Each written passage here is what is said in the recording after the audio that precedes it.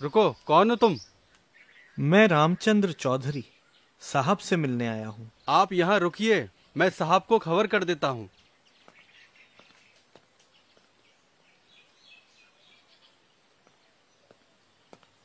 साहब ने आपको बुलाया है।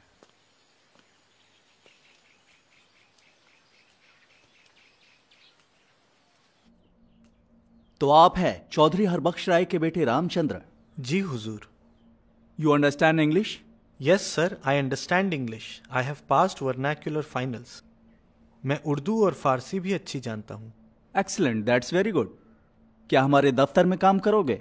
जी हुजूर, बड़ी मेहरबानी होगी आपकी। मुंशी जी। जी हुजूर। ये है चौधरी साहब के बेटे रामचंद्र। इनको अपने दफ्तर के कामकाज समझा दीजिए। जी हुजूर, आप आइए मेरे साथ।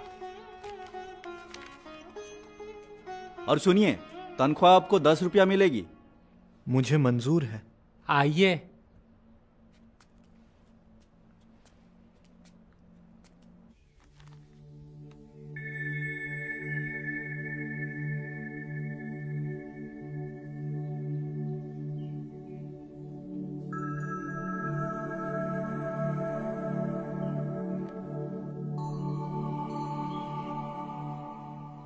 हाँ, आप समझा दो मुझे कामकाज।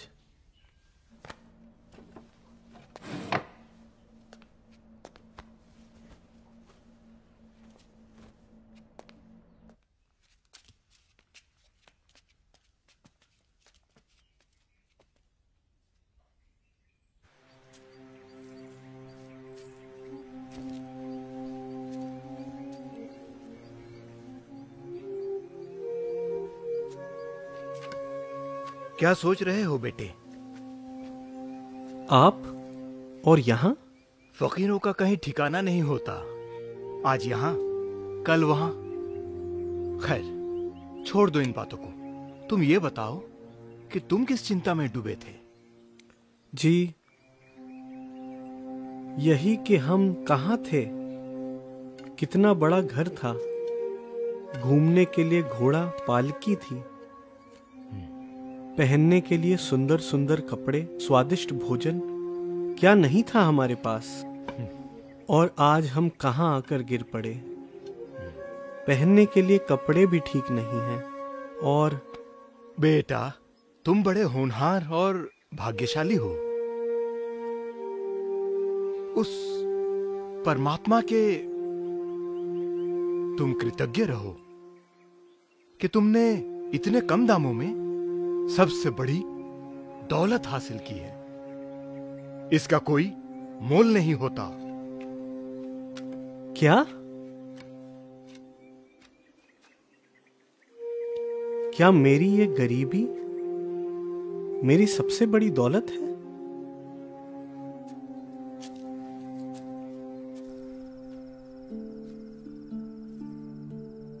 मेरी गरीबी परमात्मा की बहुत कम दामों में बख्शी हुई सबसे बड़ी दौलत है।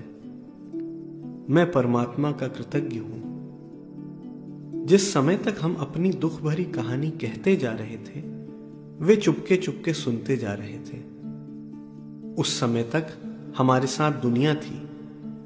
जैसे ही हुजूर चल पड़े, उनके अतिरिक्त दुनिया विलीन थी। सब चिंताएं और दुख हृदय से साफ हो गए थे, मानो सारा भार सदा के लिए किसी ने उठा लिया हो और अपने में दूसरी अनंत शक्तिमय प्यारी हस्ती का प्रवेश होना अनुभव हुआ। अब तो केवल दीन और उकबा साथ है।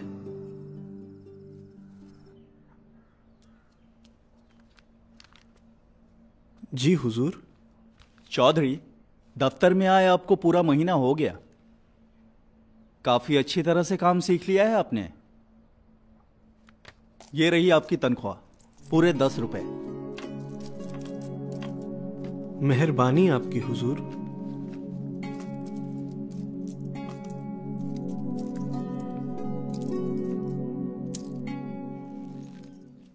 जीजी। कौन? अंदर आइए।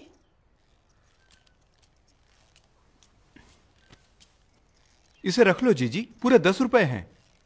किसका धन है ये? और मैं क्यों रखूं? आपका ही है बहन जी। क्या? लाला जी साहब की कल तनख्वाह हुई, उसे लेकर सीधे महाराज के पास आए। पैसे महाराज के चरणों में रखकर बोले, इस पर मेरा कोई अधिकार नहीं, यह धन मेरा नहीं आपका ही है, और पैसे छोड़कर चल पड़े। बाद में महाराज ने मुझे बुलाकर फरमाया, यह धन हमारी बहुरानी के हाथ सौंप कर आओ, और मैं चला आया। अब मैं चलता हूं जीजी। जी।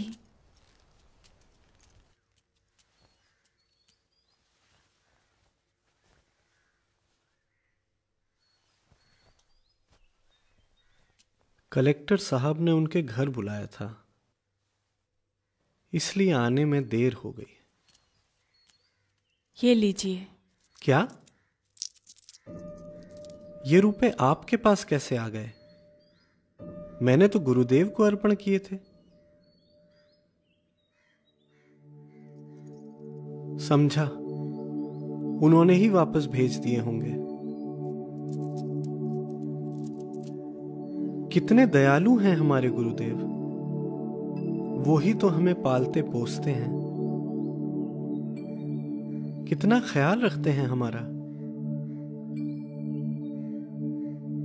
अब आपके पास भेज दिए हैं तो ये अमानत आपकी है, हमारी नहीं। आप ही इसे रख लो। वैसे तो घर का कारोबार आप ही संभालती हैं, और अब इस फकीर को संभालना भी तो आपका ही काम है।